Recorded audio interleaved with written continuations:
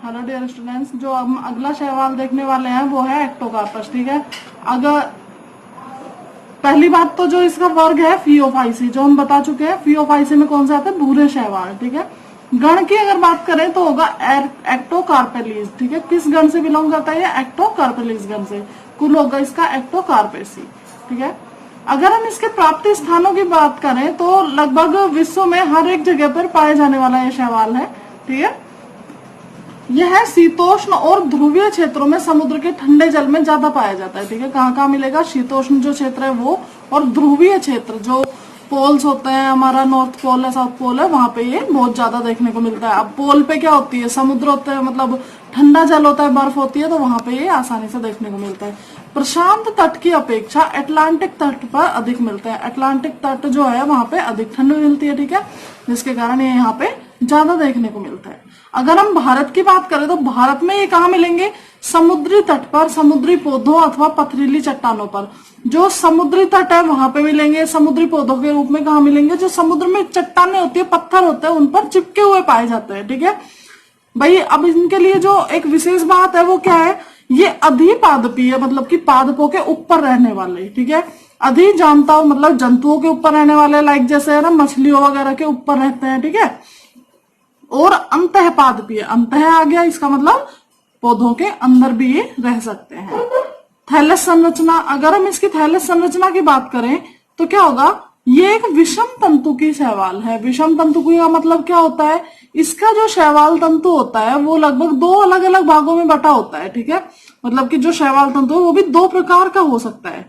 अब वो दो प्रकार कौन से होंगे, देखिए सबसे पहले श्यान मूलाभासी तंत्र। श्यान का मतलब होता है प्रोस्टेट, मतलब कि जो रेंग कर चले, पृथ्वी के सहारे सहारे इस प्रकार से गति करेगा। ठीक है, या वृद्धि करेगा। ठीक है, और उदग्र शाखित तंत्र, मतलब कि इरेक्ट का मतलब है सीधा खड़ा हुआ।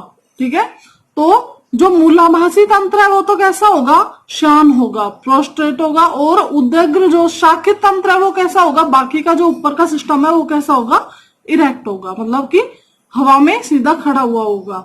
अब देखिए इसका जो शान भाग है वो कैसा होगा, विसर्पित। देखिए मैं आपको पहले ही बता चुकी हूँ, जो मूलाभासी तंत्र है वो कैसा है, शान है। शान क्या है, विसर्पी। विसर्पी मतलब होता है क्रीपिंग। क्रीपिंग का मतलब समझते हो, जो पौधे रेंग कर वृद्धि करते हैं, जो धरती के सहारे सहारे, जैसे बेल वगैरह होती है ना, वो जो नीचे नीचे चलती रहती है। ठीक है, तो श्यान भाग विसर्पी व शाखित शाखन इसमें पाया जाएगा। यह अधो स्तर पर चिपका रहता है। भाई अधोस्तर होता है मतलब जिस भी चीज पे ये रखा हुआ है, तो मान लो ये यहाँ पे रखा हुआ है और ये इसके जमीन के सहारे सहारे वृद्धि कर रहा है, तो ये इस पर ही क्या रहेगा, चिपका हुआ रहेगा। इसमें कुछ ऐसे मतलब जो मूलाभास वगैरह है वो क्या करेंगे, इसको यहाँ से चिपकाए हुए रखेंगे किसी भी सतह पर, या जिसको अपन अधोस्तर बोल रहे हैं। मुक्त प्लवी की अपेक्षा संलग्न जातियों में अधिक विकसित होता है। देखिए मुक्त प्लवी का मतलब क्या होता है, जो पानी के ऊपर ऐसे तैरती हुई अवस्था में मिलता है वो होता है मुक्त प्लवी। ठीक है, इसके अलावा क्या बोला है कि मुक्त प्लवी की अपेक्षा संलग्न जातियों में जो नीचे प्रोस्ट्रेट मतलब इस पे अधोस्तर पर जुड़ी हुई होती है, तो एक तो तैरती हुई जाती है और एक है नीचे किसी भी सतह पर रखी हुई। ठीक है, तो ऑब्वियस सी बात है, तैरने की बजाय जो सतह पर चिपकी हुई जाती है या फिर जो अधोस्तर पर रहती है, वो उन जातियों में ये वाला भाग कौन सा, मूलाभासी तंत्र है, ये ज्यादा विकसित होगा। ऑब्वियस सी बात है, मान लो वो कोई तैरता हुआ है तो उसमें तो कोई मूलाभास तंत्र इतना ज्यादा विकसित हो नहीं सकता, क्योंकि उसके नीचे चिपकने के लिए कुछ नहीं है। ठीक है, और जिसको अधोस्तर मिला हुआ है वो क्या होगा, विकसित होगा। उदग्र भाग अनियमित रूप से शाखित, मतलब इसमें अनियमित रूप से शाखन देखने को मिलता है। शाखन सदैव कोशिकाओं के अनुप्रस्थ पटों के ठीक नीचे से विकसित होता है। देखिए मैं आपको चित्र दिखाती हूँ, आपको अच्छे से समझ आएगा। ये देखिए, ये दिखाया गया है एक एक्टोकार्पस तंतु। तो इसमें हम देखेंगे कि इसमें क्या है कि ये सेल्स है, इनमें ये देखिए पटों का निर्माण किया गया है। ठीक है, ये पट बनाए गए हैं। इनमें क्या है, जहां पे इस पट का ये जॉइंट है, ठीक है, वहां से शाखन चालू हो रहा है। आप कहीं से भी देख सकते हैं। देखिए ये शाखन यहां से भी हो सकता था, इसके इस मतलब पट के बीच में से। ठीक है, लेकिन बताया गया है कि जहां पे पट का एंड होता है, मतलब कि ये लास्ट है, जहां पे दो पट का जॉइंट है, वहां पे ये शाखन है। देखिए इसमें देख सकते हैं, इसमें देख सकते हैं, इसमें देख सकते हैं। ठीक है, समझ आई बात।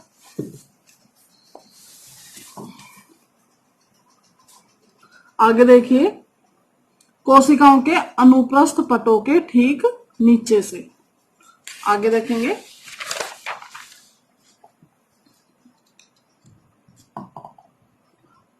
अगर हम इसकी कोशिका संरचना की बात करें, मतलब अगर हम इसके एक सेल को देखेंगे तो हमें क्या मिलेगा, एक्टोकार्पस का तंतु एक केंद्रकीय आयताकार अथवा बेलनाकार कोशिकाओं से निर्मित होता है। देखिए इधर कोशिका संरचना दिखाई गई है, ये एक शैवाल तंतु की कोशिका संरचना दिखाई गई है, ये एक कोशिका दिखाई गई है। कैसी है ये कोशिका, ये देखिए, ये एक कोशिका दिखाई है। ये कोशिका कैसी है, आयताकार है या फिर बेलनाकार है, ठीक है। आगे देखिए, सेल वॉल दो परतों में विभेदित होती है। भाई जो इसकी सेल वॉल है, कोशिका भित्ति है, वो दो परतों में विभेदित होती है। जिसके अंतः परत है, जो अंदर वाली परत है, वो किससे बनी होगी, सेल्यूलोज से बनी होगी। किससे बनी होगी, सेल्यूलोज से बनी होगी। और बाह्य परत जिलेटिन से बनी होती है, ठीक है। अब इसकी जो जिलेटिन वाली परत है, उसमें भी क्या होता है भाई, ये जो जिलेटिन वाली परत है, ये दो घटक होते हैं, इसमें दो कंपोनेंट्स होते हैं। कौन कौन से, एल्जीन और फ्यूकोइडीन। अब हमें एल्जीन और फ्यूकोइडीन के नाम से ही पता लगना चाहिए कि ये जो दोनों कंटेंट है, ये जो कंपोनेंट है, ये किस में पाया जाता है, ये फियोफाइसी का एक विशिष्ट गुण है, ठीक है।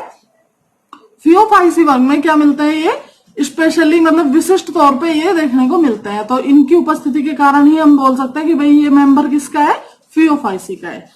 देखिए लिखा है दोनों ही पदार्थ, कौन से दोनों, ये देखिए स्टार मार्क किया है, ये स्टार मार्क है, ठीक है। दोनों ही पदार्थ फियोफाइसी का क्या है, इन पदार्थों का पाया जाना क्या है, फियोफाइसी का एक विशिष्ट लक्षण है, विशिष्ट गुण है। आगे देखिए, इसकी कोशिका में कोशिका द्रव्य, केंद्रक तथा क्रोमेटोफोर होते हैं, ठीक है।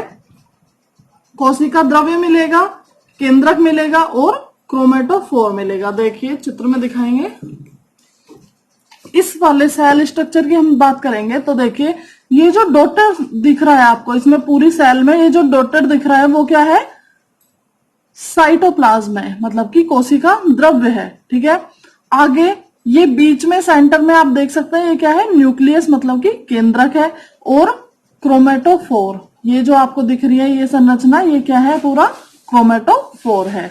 अब हमारा अगला ही लाइन क्या होगी, क्रोमेटोफोर में क्या पाया जाता है, इसमें पायरिनोइड। ये देखिए, ये क्रोमेटोफोर में क्या है, ये डॉट जो आपको दिख रहे हैं, ये सभी ये क्या है, पायरिनोइड। आगे देखिए,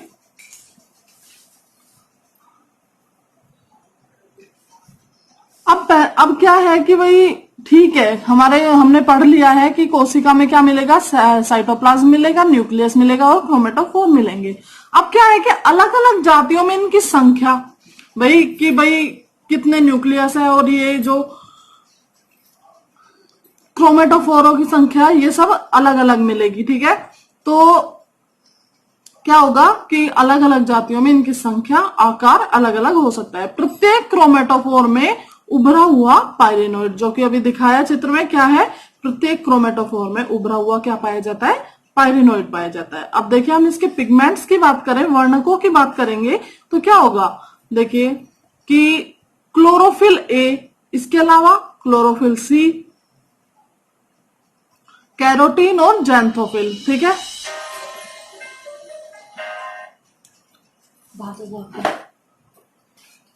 कैरोटीन और जैंथोफिल, इसमें फ्यूकोजैंथीन की मात्रा क्लोरोफिल से अधिक होती है। भाई इसमें क्या होगा, फ्यूकोजैंथीन, जो फियोफाइसी का क्या होता है, विशिष्ट गुण होता है ना, इसमें फ्यूकोजैंथीन की मात्रा क्लोरोफिल से अधिक होती है, ठीक है।